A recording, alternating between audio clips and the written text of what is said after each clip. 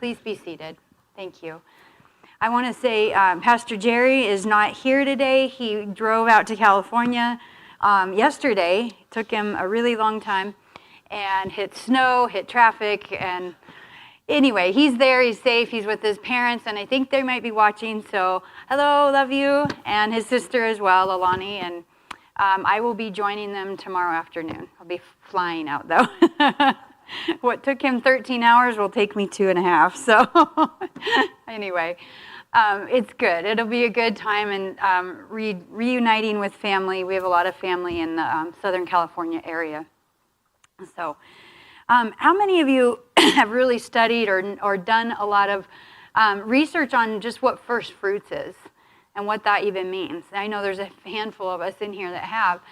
I think it's going to be a familiar concept, but there's a component to it that the Lord wants to bring into its fullness, I believe, today. And I hope to be able to communicate that in a way that fleshes it out for us.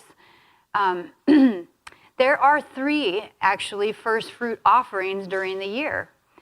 I don't know if we ever even thought about that. I often think of, there's just the one right after Passover, but there's actually a couple more. So the one that we're in right now, who knows? It's barley. It's barley, and it's set to on the morrow after the Sabbath, after Passover. So we had Passover happened to be on a Saturday night, Sunday this year, and so the morrow after the Sabbath is a Sunday. So that put us a whole week later going into first fruits, which will be tomorrow. And then if you read the verses about Shavuot, which is 50 days later, it's always on the morrow after the 7 Sabbaths that you count. So that will always end up being on a Sunday as well. The other first fruit offering that would come then is at Shavuot, and that's on the 50th day, and that's when we bring the grain offering. That's when you bring, after all those that have thrown our sourdough starters out, we're going to bring them back and start baking our bread, and we'll have them ready for Shavuot. So we're supposed to bring our 2 loaves of bread then. I think we need to do a class in here, a sourdough cooking class. Lori's down. Anyway, and then in the fall, there is another harvest. There is another first fruit offering, and it comes from when they first came into the land. But it's when you are looking at bringing in your harvest, you bring the first of what you see, and that's at Sukkot. And did anybody know? And it may seem odd to us. That's actually the early rains. We're in the latter rain right now. And isn't that an interesting thought? Because we often talk about the spring feast days as having been fulfilled by Yeshua. However, it is the latter rain. And the early rain will be is in the fall, and that is the yet to be fulfilled feast days. So just to shake up our mindset a little bit. Continuing on the theme of intentionality, is this something that is changing your thought processes? Is this something you've been thinking about and through the week and being intentional? All of these things tie into first fruits, because the first fruit, let me just say it right here. So this is how first fruits works. A farmer will go out and check out his field, check out her field, and be like, how are things going? Nothing's popping up yet. Let's see over here. Oh, look. Oh my goodness. Caden, camera, stay with me, please. I meant to warn you in advance. Look at this beautiful first fruit that came up. And then they'll mark it. They bind it. They usually would put a ribbon. I have rubber band here that broke. But it's marked as their first fruit. And then when they were going to go take the offering, they'd grab a basket, which I also happen to have, and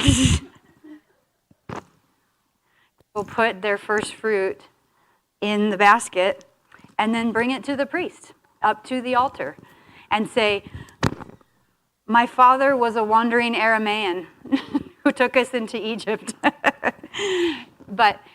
And then we were rescued out of Egypt. And this is my offering to say thank you, Yahweh. Thank you for bringing us out of bondage. Thank you for showing us that there's a better way than where my forefathers brought us into. It's a funny thing to say, but it's that and it's out of Deuteronomy 26, 1 through 11. But the wandering Aramaean, it just means you were a foreigner. You didn't know where you belonged. You kind of just ended up there. We kind of just ended up here, okay? Some of us know exactly. We can trace our lineage. We can say, yeah, my forefathers came over on the boat from, wherever it is. But some of us don't know. We've always just been Americans, We've always just grown up in the USA. And, we do the things. We do Easter on Sunday. We do all these other holidays. We worship on Sunday. And now, all of a sudden, someone is telling us that the things that you thought were gone, that's your inheritance. That's actually the land that I've taken you, that I want to restore back to you. That's your inheritance that was stolen by the traditions and the lies of our forefathers. They are innocent in that, but when you know, you are accountable. And that is part of that first fruit offering. So it's the faith in saying, look at this. This is beautiful. I believe the rest of my field is going to be just as amazing. Just as Yeshua was our first fruit, and everything that's part of him, all the branches, are going to be holy too. So there's more to this object lesson I'll share in a little bit. I'll put these so you can still see them. They're beautiful. So let's see here. What do we have next? So the Hebrew word and the plural is bikurim, first fruits. And typically the things that they would count as those in the land are wheat, barley, grapes, figs, pomegranates, olives, and dates. All the things that we like to eat, right? And salt. Yes, salt. Salt is with all of our offerings. Bikurim and Shavuot. So these things all tie together. That's why we say the spring feast days, because every single one of these connects. You start, in fact, even the new moon and the Hebrew month we're in, the biblical name is Aviv. The pagan name, or the name that was given to it later, is Nisan. But Aviv means like, hey, the barley is in Aviv, meaning it's ripe. So it's the month we're in, and it starts with the new moon. And then 14 days later is Pesach, Passover, which we just did. And then we go into first fruits. And from there, we start counting day one, counting of the Omer. Now, if any of you are confused, well, let's just read these scriptures here. Yahweh spoke to Moses, saying, "Speak to the children of Israel and tell them, when you have come into the land which I give to you, and you reap its harvest, then you're to bring the Omer of the first fruits, of your harvest to the Kohen. He is to wave the Omer before Yahweh to be accepted for you. On the morrow after the Shabbat, the Kohen is to wave it." And they say, like, if you read even accounts from Josephus, that the priest and the person bringing the offering would do it together. It was kind of a thing they do together. On the day when you wave the Omer, you are to offer a male lamb without blemish, 1 year old, as a burnt offering to Yahweh. Why don't we do that anymore? Because Yeshua. The grain offering with it shall be 2/10 of an ephah of fine flour mixed with oil, an offering made by fire to Yahweh for a soothing aroma. Its drink offering with it shall be 1/4 of a gallon of wine. You're not to eat bread, roasted grain, or fresh grain until this same day, until you've brought the offering of your God. Our offerings need to go first. That's important. We need to offer ourselves first. It's a statute forever throughout your generations in all your dwellings. Then you are to count from the morrow after the Shabbat, from the day that you brought the Omer of the wave offering, 7 complete Shabbatot. Until the morrow after the 7th Shabbat, you are to count 50 days and then present a new grain offering to Adonai. You're to bring out of your houses 2 loaves of bread for a wave offering, and this is what we call Shavuot, and we now have hametz, yeast, leaven, in our food. So the Sadducees did not believe in the resurrection. So what do you think first fruits meant to them? It's an interesting thing. This is why Paul so often would address this issue. In 1 Corinthians 15, he talks about it a lot, where there is a hope for where we're going when we die. This isn't the end right here, this earth. It makes me wonder what they really did hope for. It was kind of a sad thing, you see. But now Messiah has been raised from the dead, the first fruits of those who have fallen asleep. So he is the ultimate first fruit. He's gone before. He looked at the harvest and he said, I'm going to be the first fruit, but all of you are going to be holy and you're going to come after me. And it's a walk of faith. It's an offering brought by faith. When you go to tithe, for instance, some of us, that whole conversation, do we tithe on our gross? Do we tithe on the net? Well, if we understand the concept of first fruits, you would tithe on the gross. You tithe on what you've been given. And then from there, let everything else get taken out of it. That's not to condemn anybody in here, but that's a biblical concept. It's so we understand. So after Yeshua resurrected, how many times did he reveal himself to the disciples? And why? Why did he? Scholars say it was probably 12 times to the people that knew him beforehand, that he went 12 times to them.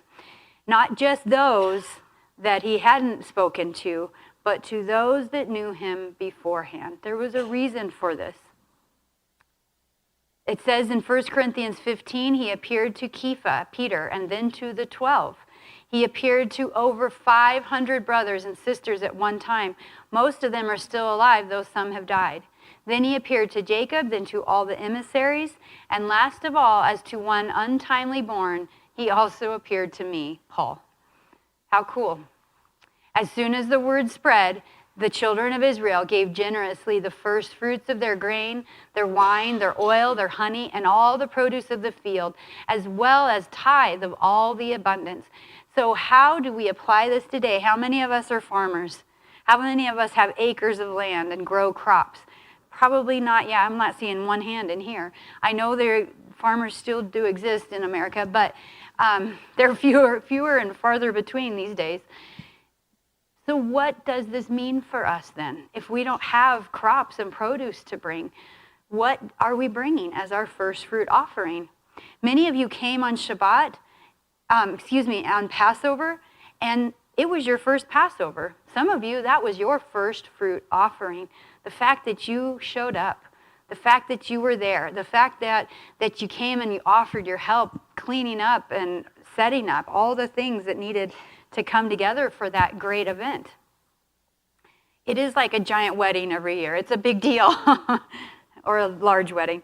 It is a big deal. Okay, help me remember my thoughts. So what is your first fruit offering? How has God really revealed himself to you in this season? How are you trusting God to complete a work in your life? Tomorrow when we come together at 10 a.m., our first fruit offering, we're gonna have an open mic. That's scary for any pastor to do that, you know that, right? It's not a time to talk about all the things. It's not your testimony time, but it'll be a testimony, but it's gonna be the mini one. How has God revealed himself to you? How has he shown up in your life in this season? Come up and speak about it. That's your first fruit offering. If it's not something you feel like you can speak to, then say, how are you trusting God to complete a work in your life? I have what I know is the beginning of what I know God's doing, and I'm going to trust him to bring the rest. So I have my first fruit basket right here. And there's some things in here that I'm offering up to God that I know are his. Okay? So,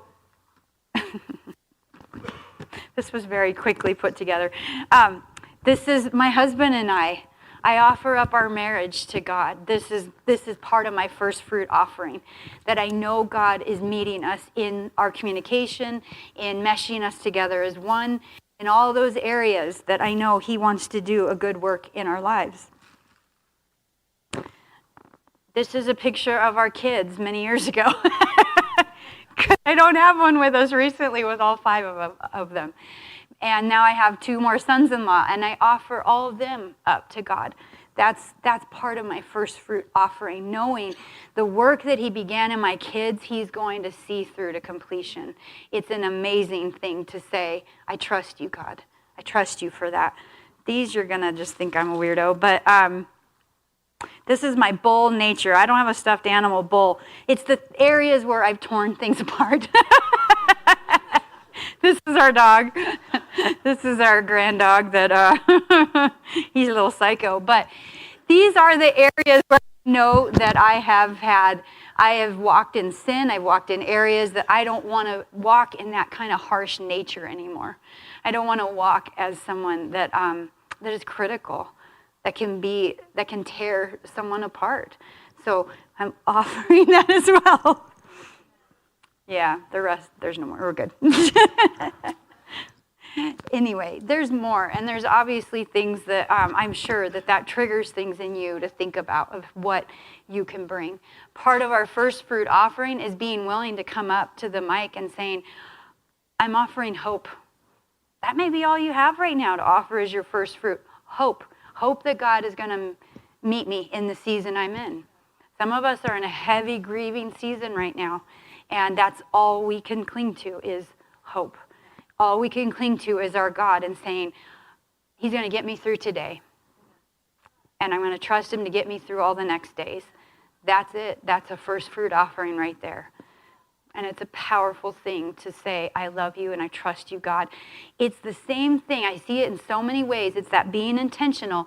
When the children of Israel came to the waters and Pharaoh's behind them and they have nowhere else to go, and they look at the water and they go, first fruit offering. Step in, God parts the waters, and then they have a pathway. That's it. That's the walk of faith that we're called to, right? So how did the children of Israel and the mixed multitude coming out of Egypt honor first fruits?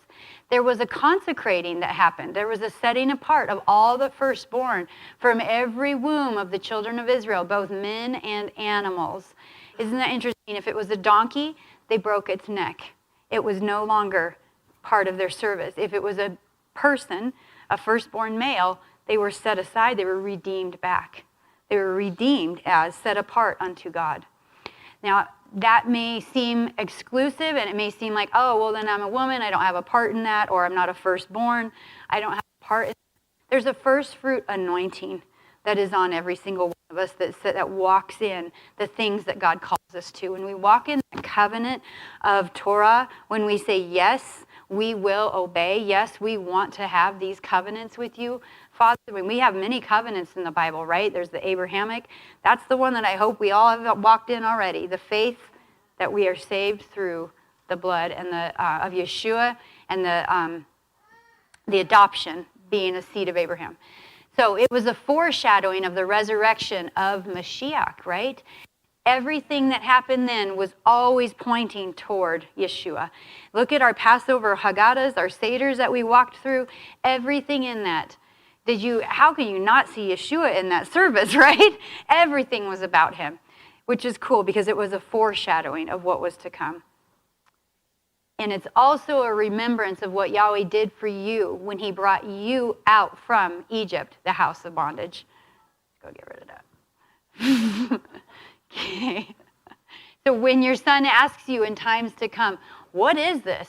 Say to him, by a strong hand, Yahweh brought us out from Egypt, the house of bondage. And when Pharaoh refused to let us go, Yahweh took care of that, didn't he? He slew all the firstborn in the land of Egypt, both men and animals. So I sacrificed to Yahweh all firstborn males, but I redeemed the firstborn of my sons. So it will be like a sign on your hand and like frontlets between your eyes, for by a strong hand Yahweh brought us out of Egypt. Amen. This is all about the first fruits. This is the offering. So by his will, he brought us forth by the word of truth so that we might be a kind of first fruits of all he created. How many of you in your family are the first to ever walk with the Lord?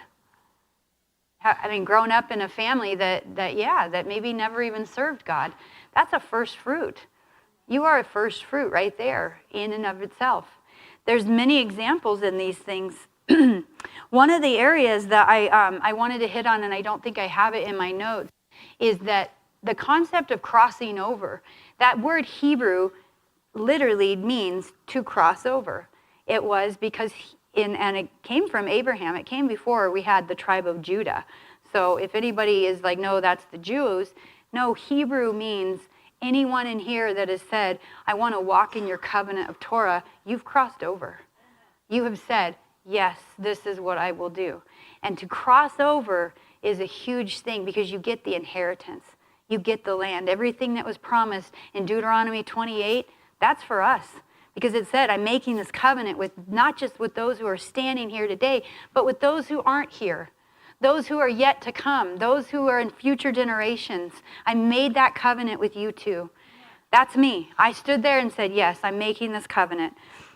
My great-great-great-great-great-grandpa and grandma probably stood there and said, I make covenant. So thank you. Thank you to my generations. Have you crossed over? Have you decided that, yes, Yahweh, I know you've called me. I know you are calling me to something different, and I want that. I want to make that covenant with you, Yeshua.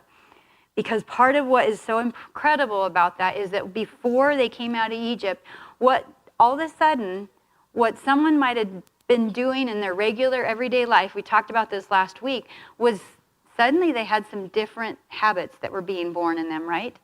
Suddenly they had some different ways that they were doing things. And they were learning to be intentional about how they were walking out. They had to go, oh, we're not just having a meal tonight, guys. We're going to have a meal in haste. We're going to put blood on our door. We're going to get ready to go. We're doing all the things that we need to do to get out of here. That intentionality. And in that process, God met them in a different way. So every time, there was a circumcision of the heart that said, I want to go with you. And when there was a circumcision and a coming out and a crossing over, the food, they had a different kind of food provided for them too. They got manna, right? And then when did the food change again? Can anybody recall? When they crossed into the promised land, they crossed over the Jordan River also. That's right. They were finished. And actually the cool thing it says first is that they ate the produce of the land first and the manna ceased. So it wasn't that the manna stopped and then they were like, oh, we got to go find food. They ate it first and then the manna stopped. So it makes me wonder, did some of them stay out here and eat manna longer than they needed to? And God's like, it's time to cross over. I want you to go. It's time. It's a good thought, huh? Romans 11 says, if the first fruit is holy, so is the whole batch of dough. And if the root is holy, so are the branches. How many of us in here feel holy? Maybe a little more today, but not so much, right? Not, oh, he's holy. Yeah, definitely, 100%.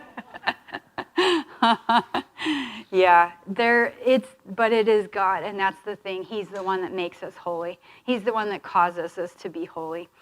It's a cool thing to think about that, and maybe it really isn't holy, but because God says it is, it is. It is. Maybe because we had enough faith to say, yeah, that harvest is going to be good. Even though it might have been plagued with blight, maybe it isn't going to be good. But because we speak into the Word of God, we speak with that authority, we speak with that faith, maybe God changes it in that moment. And now it is a holy, awesome harvest. Our words are powerful because He has given us the ability to create life and death, to speak life and death into things. So Romans 8:23, and not only creation, but even ourselves. We ourselves who have the first fruits of the Spirit grown inwardly as we eagerly wait for adoption, the redemption of our body.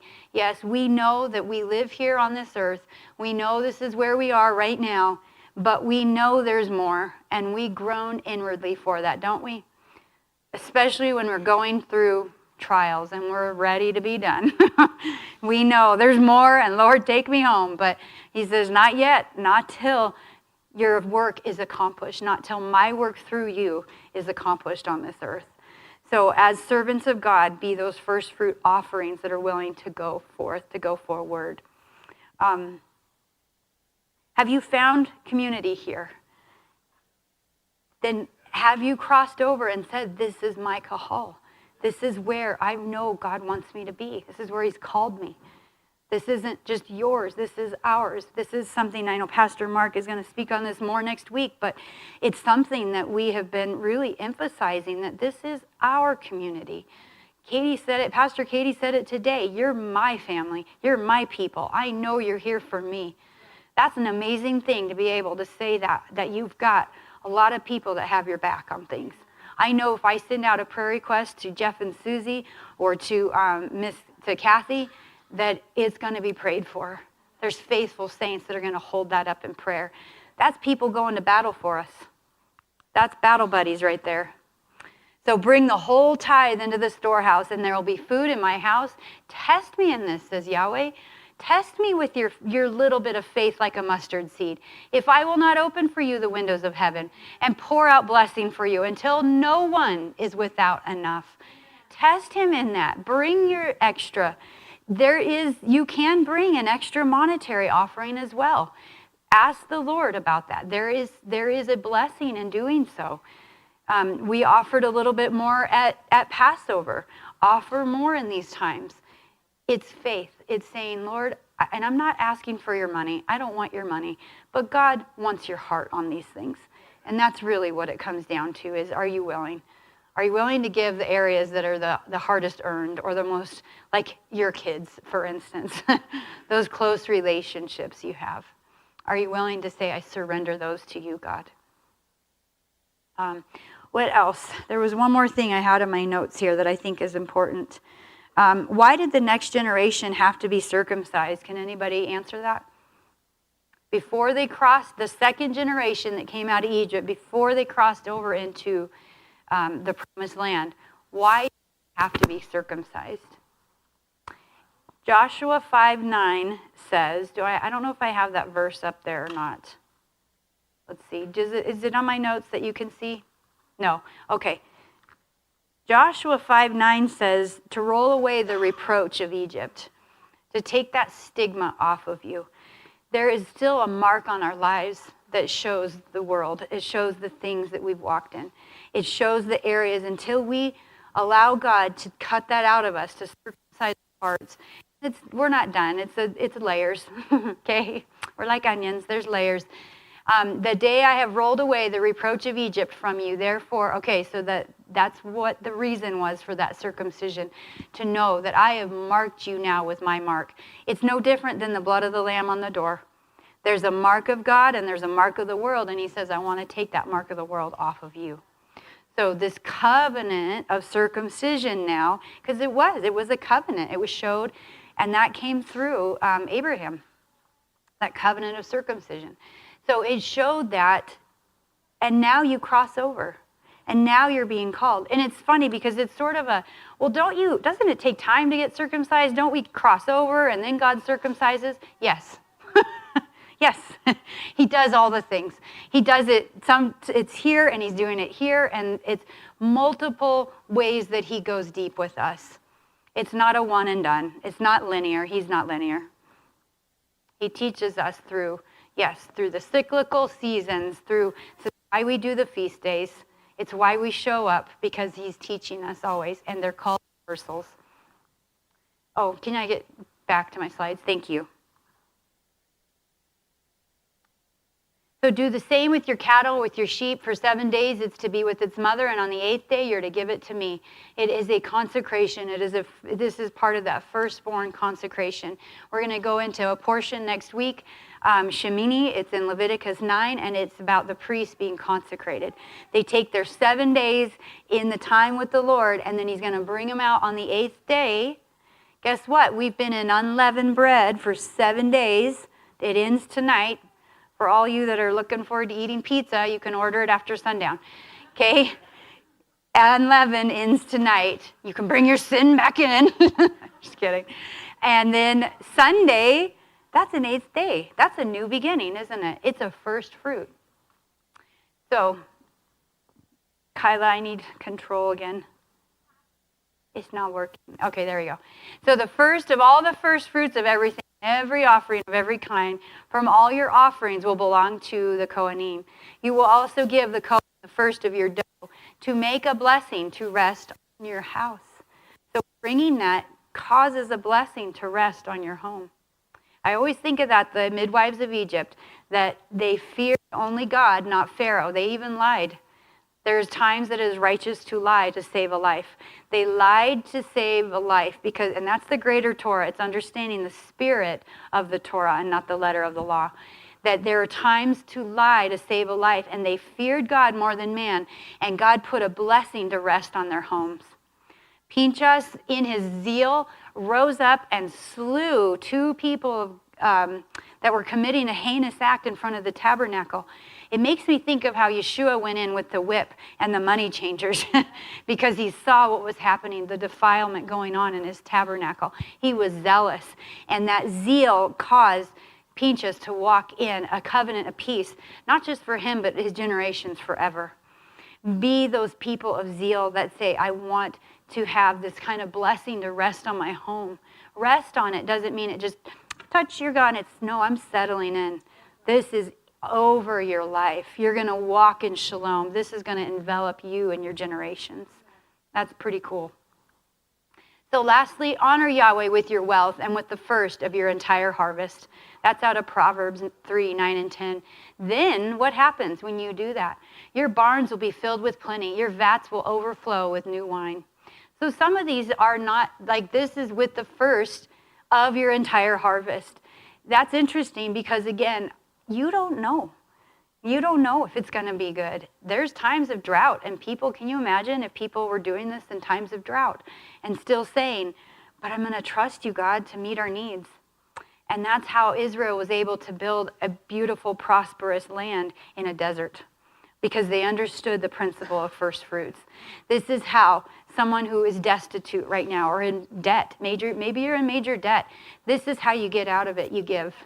You bring a first fruit offering. You walk out of an area of bondage by giving, by opening yourself up in that exact area. If you have fear of pressing in, you have fear of relationships, then what you do is you come in and say, I'm giving this up. I'm going to press in. I'm going to start reaching out to people. I'm going to start texting people and developing friendships, seeding into people in those areas. Areas of bondage that we need release from, this is our first fruit. And you know what we're going to do at Shavuot? We're going to report back 50 days later and say, wow, this is how God met that amazing first fruit offering that I brought, the expectation that I brought.